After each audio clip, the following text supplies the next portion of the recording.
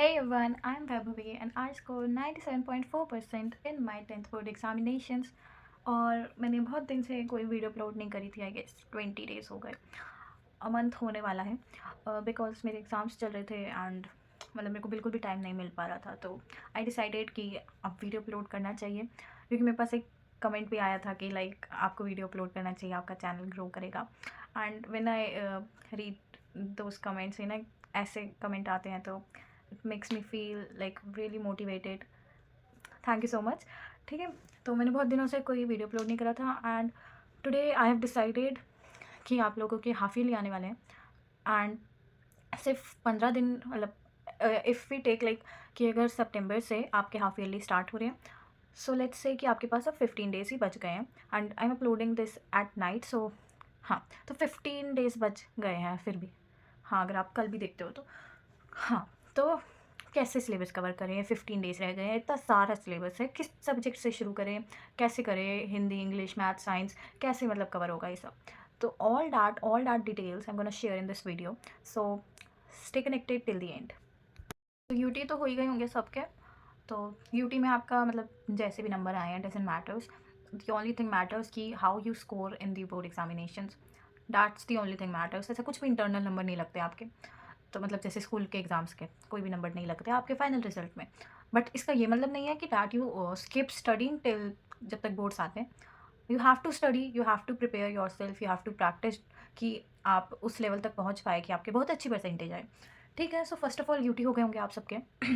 UT में जैसे भी नंबर आए हैं, कुछ भी आए हैं, बट आपको यूटी के पेपर की करेक्शन कर लेनी है। दैट्स द थिंग आई से इन आई गेस एवरी वीडियो, क्योंकि ना even though I speak that in every video, there are some people who don't follow that thing. So I'll suggest you, मतलब suggest तो छोड़ो भाई, मैं तो कह ही रही हूँ कि मतलब करेक्शन तो कर ही लो। व्हाट इफ़ कि वही क्वेश्चन जो आपका यूटी में गलत हुआ है वो सेम क्वेश्चन उठ के आपके बोर्ड एग्जामिनेशन में आ जाए, so what you are gonna do. Like आपको ऐसा लगेगा कि ना मतलब ये क्वेश्चन मेरा गलत हो गया था, मेरे को तो आता नहीं, पर ये मतलब आपको ना 2 मिनट के लिए लगेगा ये क्वेश्चन तो देखा देखा लग रहा है, फिर आपको पता चलेगा भाई ये तो आता ही नहीं मेरे को। So in that situation then what you gonna do, है ना। तो इसलिए फर्स्ट थिंग करेक्शंस कर लो यूटी की। ठीक है, तो 15 days are left. Like if we take आपके सितंबर से पेपर शुरू हो रहे हैं, तो स्टार्टिंग फ्रॉम टुमारो आपके पास 15 डेज हैं। तो how you are suppose to cover up the syllabus, let's talk about that. मतलब 7-8 चैप्टर तो हर सब्जेक्ट में आ ही रहे होंगे, मतलब 6-7 ऐसे। साइंस में भी, मैथ्स में भी, एसएसटी में भी आ ही रहे होंगे। एसएसटी में ज़्यादा आ रहे होंगे मेरे हिसाब से, कि जितना मेरे को याद है एसएसटी में आई गेस 20 और 19 चैप्टर्स हैं, तो एसएसटी में ज़्यादा आ रहे होंगे, है ना। तो उस हिसाब से आपको कैसे सिलेबस कवर करना है। Let's start from the hard subject जो आपको बहुत ही मुश्किल लगता है, that you finding really difficult to cope up with. So in like मुझे जो लगता था टफ, दैट वाज मैथ्स। तो मैथ्स को कैसे कवर करना है, मैंने ये बहुत वीडियोस में कहा है। मतलब मैंने मैथ्स की एक स्पेसिफिकली सब्जेक्ट स्पेसिफिक मैथ्स की वीडियो बनाई थी, तो उसमें मैंने कहा है मैथ्स में आपको क्या करना है। सबसे पहले एनसीईआरटी कवर अप करो आप। एनसीईआरटी वो नहीं लाइक द अपडेटेड एडिशन, वो वाली नहीं। आपको मतलब 3 4 5 साल पुरानी ले लेनी है एनसीईआरटी, किसी से भी आप बोरो करो। Like if you want I can provide you the PDF. उसमें ऑप्शनल एक्सरसाइजेज होती है हर चैप्टर की, and you know optional exercises के क्वेश्चंस आते हैं डिट्टो, मतलब सेम, मतलब डिजिट्स भी चेंज नहीं होते कभी कभी। वो optional exercises are like really important. आप कुछ ना भी करो तो वो ऑप्शनल एक्सरसाइजेज तो करनी ही करनी है। तो NCERT in that sense means कि व्हेन आई से एनसीईआरटी, तो इट मीन्स कि optional exercises are also included. ठीक है, उसमें ऑप्शनल एक्सरसाइजेज में मतलब हर चैप्टर की होती है, तो आपको वो अटेम्प्ट करनी करनी है। आपके आप ना नोटिस करोगे कि आपके अगर कोई भी स्कूल एग्जाम हुआ है अभी कोई सा भी चैप्टर का, लाइक फर्स्ट सेकंड जो भी सेकंड बोल रही सॉरी जो भी चैप्टर का हुआ है, तो क्या पता ना आप अभी नोटिस करोगे कि उसमें से सेम क्वेश्चन आया है, क्योंकि that was the pattern I observed कि क्वेश्चन सेम आते हैं। तो लाइक आपको किसी से भी ले लेनी है। अब नहीं लोगे तो कब लोगे, अब तो हाफ ईयरली आने वाले हैं, फिर आपके प्री बोर्ड होंगे। सो मतलब टाइम है, आई एम नॉट सेइंग कि टाइम नहीं है, बट अगर आप अभी पढ़ना नहीं स्टार्ट करोगे तो टाइम है ही नहीं, है ना? So this was about maths. Like आप मैथ्स को अगर 4-5 दिन भी मतलब लगातार रोज़ प्रैक्टिस करोगे ना ब्रो, तो आई कैन एश्योर यू कि हो जाएगा सिलेबस। होता है लेंदी, होता है मतलब लेंदी, पेपर भी लेंदी आता है उसका पेपर। ऐसा नहीं कह रही मैं कि बहुत टफ आता है, कभी कभी ईजी आ जाता है कभी कभी मतलब बहुत मतलब स्कूल वाले तो टफ ही बनाते हैं। बोर्ड्स का मॉडरेट आता है, तो बोर्ड्स का तो पेपर मॉडरेट आता है। तो 5 दिन एक you can give to maths. एक हफ्ता दे दो आप, ज़्यादा से ज़्यादा। आपको जो सब्जेक्ट हार्ड लग रहा है ना उसको आप एक हफ्ता दे दो, क्योंकि हाफ ईयरली में आपको छुट्टियाँ मिलती होंगी ना 2-3 दिन की, है ना? आई सपोज़ कि मिलती होंगी, क्योंकि मेरे को मिलती थी।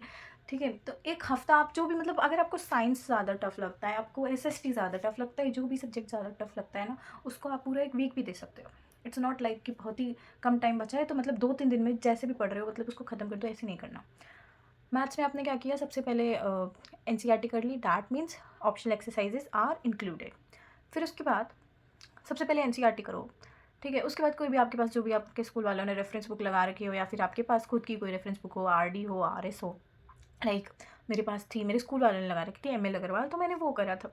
जो भी चैप्टर सारे आपके उसमें से क्वेश्चंस कर लो, लाइक सारे क्वेश्चंस नहीं करने क्योंकि टाइम बहुत कम है, तो वो क्वेश्चंस देखो जो आपको लगता हो कि नहीं होंगे उसको एक बार अटेम्प्ट करके देखना। लाइक पैटर्न तो समझ आ जाता है ना किस पैटर्न में क्वेश्चंस आ रहे हैं, तो उस हिसाब से अभी ऐसे कवर अप करो, क्योंकि टाइम इतना भी नहीं है। 15 दिन है, 15 दिन आर आई सपोज़ कि मतलब इनफ होते हैं, बट अगर आपने पहले से कुछ भी नहीं पढ़ रखा तो 15 दिन are not enough. So that's why I am suggesting कि अब तो पढ़ना स्टार्ट करो, ठीक है?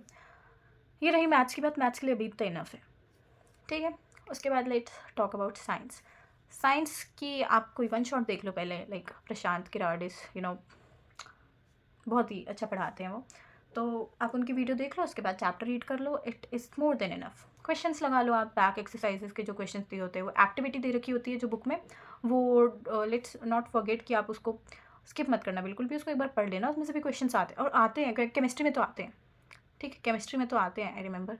बायो में भी आते हैं, वो फोटोसिंथेसिस वाला वो नहीं था, वो कार्बन डाइऑक्साइड क्यों इंपॉर्टेंट है, मतलब मेरे पेपर में आया था, आई डोंट नो कि आपके पेपर में क्या आएगा। So like I am telling you कि किस पैटर्न में आ सकता है आपका पेपर। तो N C R T is more than enough for science. आपको कोई एडिशनल बुक के लिए जाने की ज़रूरत ही नहीं है, जब तक आपकी N C R T complete नहीं होती। एडिशनल बुक के लिए भी आपको क्यों जाना है, क्या करने जाना है? क्वेश्चंस प्रैक्टिस करने के लिए। एंड आई सपोज़ कि अभी तो आपको एन सी आर टी कर लेनी चाहिए, ठीक है? Now let's move on to S S T. S S T is a very lengthy subject and many of you may find it difficult, like कि कैसे होगा, क्योंकि मेरे हिसाब से 20 चैप्टर हैं टोटल। मतलब अभी तो आपके 8-9 जो भी आ रहे होंगे, तो मुझे तो जियो बहुत टफ लगती थी। लाइक अगर आपने मेरी वीडियो भी देख रखी होगी, मैंने वैसे मैथ्स, साइंस और एसएसटी के लिए सब्जेक्ट स्पेसिफिक वीडियोस बना रखी है, आप चैनल पे जाके प्लीज़ चेक भी कर सकते हैं एक बार। तो एसएसटी के लिए भी NCERT is more than enough. सबसे पहले आपको क्या करना है, आपको वन शॉट देख लेनी है दिगराज सर की, दिगराज सिंह राजपूत, एंड आपको पूरा चैप्टर समझ आ जाएगा। अगर आपने उनकी एक वीडियो देख ली उस चैप्टर की, उसके बाद आपने चैप्टर रीड कर लिया, एंड ब्रो हो जाएगा आराम से, ठीक है? आराम से तो नहीं होता, लाइक ठीक है आराम से नहीं होता, बट आपको काफ़ी हद तक समझ आ जाएगा। इतना समझ आ जाएगा कि आप खुद फ्रेम करके भी आंसर लिख सकते हो, क्योंकि okay, one point that I must make clear is कि many of you may think कि S S T is a रटने का subject, so it's not clearly a रटने का subject. Many things may be जिसे आप रट्टा मार सकते हो, लाइक डेट्स, ईयर्स, हिस्ट्री में। बट अगर आपको एक बार मतलब कॉन्सेप्ट क्लियर हो गया कि कैसे कैसे स्टोरी लाइन चल रही है, मतलब हिस्ट्री में, जियोग्राफी में, थोड़ा थोड़ा geography, I guess geography is a रटने का सब्जेक्ट, ठीक है? दैट्स वट आई डिड, क्योंकि the thing I found like really difficult, what I would do is मैं उसको रट लेती थी, क्योंकि मेरे को लगता था कि अगर नहीं समझ आ रहा है, इतना मैंने ट्राई कर लिया, तो उसको रट लेना है, तो इट्स नॉट लाइक कि आपका कुछ लॉस हो रहा है उसमें। जो आपको समझ आ रहा है उसको क्यों रटना है फिर, जो नहीं आ रहा उसको रटो, ठीक है? तो अगर आपको एक बार समझ आने लग गया सब, तो आप खुद से आंसर फ्रेम कर सकते हो। रेसिस्टी में one thing that is really important when you're writing your paper is like use flow charts, make tables wherever required, wherever you can make them, ठीक है? वो बहुत ही आपका आंसर ना थोड़ा प्रेजेंटेबल वे में बना देते हैं। लाइक क्या हुआ था ना, एक बार मेरे ही हाफ ईयरली में, नहीं प्री बोर्ड्स में 3 नंबर का क्वेश्चन था एक, और उसमें मतलब क्वेश्चन टफ था और मैंने आंसर ना कुछ और लिख दिया था। और मैंने वो आंसर इतने अच्छे से लिखा ना कि आई डोंट नो कि कैसे मेरे को पूरे 3 नंबर मिले थे। मैंने फ्लो चार्ट के यूज़ से मैंने उस क्वेश्चन का कुछ और आंसर लिख रखा था, तो मेरे को पूरे 3 नंबर मिले थे। तो ऐसे आप करोगे ना कि मतलब इतने अच्छे से लिखो, जो आपको क्वेश्चन नहीं आता उसको तो आप सबसे सुंदर वे में लिखो। ठीक है, कि टीचर को ये नहीं लगना चाहिए भाई कि तुमको नहीं आता। अगर आपके स्टार्टिंग के आंसर्स करेक्ट होते हैं ना, तो बीच में गलत भी होता है और वो बड़े प्रेजेंटेबल वे में लिखा होता है ना, तो कभी कभी वो स्किप हो जाता है। ठीक है, सो फॉलो दिस। और उसके बाद एनसीईआरटी रीड कर लो, ये सब कर लोगे तो एसएसटी भी हो जाएगी। The more you read NCERT in SST, the more you learn. आपको सेंटेंसेस याद होना शुरू हो जाएगी एक एक बार। मतलब आप स्कूल में भी आपको थोड़ा टाइम मिलता है ना, तो आप पढ़ लिया करो। वैसे स्कूल में तो नहीं कहूँगी मैं पढ़ने के लिए, मैं भी नहीं पढ़ती थी स्कूल में, तो घर पे ही पढ़ो। मतलब जब टाइम मिल रहा है आप पढ़ लो। जितना पढ़ लोगे ना आप, जितनी बार पढ़ोगे उतनी बार आपको मतलब इतना क्लैरिटी आती, क्लैरिटी, ओके सॉरी, क्लैरिटी आती रहेगी। ठीक है, सो एसएसटी भी हो गया। नाउ एक एडिशनल सब्जेक्ट होगा आईटी, तो वो तो आप लोग कर ही सकते हो। वैसे मेरे को तो बड़ी बेकार लगती थी IT, but still I scored 100, so you know. ठीक है, तो आपके एडिशनल सब्जेक्ट भी आपके नंबर बहुत अच्छे से इंक्रीज़ कर सकता है। तो additional subject don't forget to skip it. And Hindi English, तो अगर आपके पास अभी 15 डेज़ में टाइम नहीं बचता है, तो आप उसको तो आई गेस आपको जब छुट्टी मिलेगी 1-2 दिन की, तब तो कवर कर ही सकते हो। बट डोंट फॉरगेट कि आपको लैंग्वेजेस को मतलब आप स्किप कर सकते हो, ऐसा नहीं कर सकते आप। So I guess I covered everything. Like if we go like this, if we give 5 days to maths and then 5 days to this science, तो 5-5 दिन में तो हो ही जाना चाहिए ना सिलेबस, मतलब हो जाना चाहिए। आप कुछ बड़े चैप्टर्स को एक दिन दे सकते हो। एक दिन में अगर आप 3 चैप्टर्स भी कंप्लीट करते हो, like I would suggest you कि अगर लाइक स्कूल में कुछ इंपॉर्टेंट नहीं हो रहा, तो आप छुट्टी लेके भी पढ़ाई कर सकते हो। अगर पेरेंट्स नहीं मानते तो मेक देम अंडरस्टैंड कि ना, अगर स्कूल में कुछ नहीं हो रहा तो आप घर पे, अच्छा ऐसे मत करना कि छुट्टी ले ली फिर कुछ पढ़ा नहीं। ठीक है, ऐसे होता है, but don't make them feel कि आपने छुट्टी तो ले ली पर आपने कुछ पढ़ा नहीं। पर पढ़ना है उस टाइम में, आप छुट्टी लेके पढ़ाई करो, वैसे सिलेबस कंप्लीट करो कि आपके अच्छे नंबर आए। ठीक है, तो 5 दिन ऐसे आपने साइंस दे दिया, 5 दिन मैथ्स दे दिया। लाइक जिस हिसाब से आपको रिक्वायरमेंट है ना कि आपका कितना सिलेबस कौन से सब्जेक्ट में बच रहा है, उस हिसाब से आप तो हो जाएगा। So that's all for today. I guess I covered everything. If I didn't, so you can ask in the comment box and I definitely reply. एंड अगर आपको किसी और कंटेंट पे वीडियो चाहिए, so I definitely make one.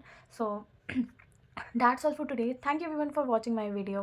Stay safe, stay healthy, and stay connected. Bye bye.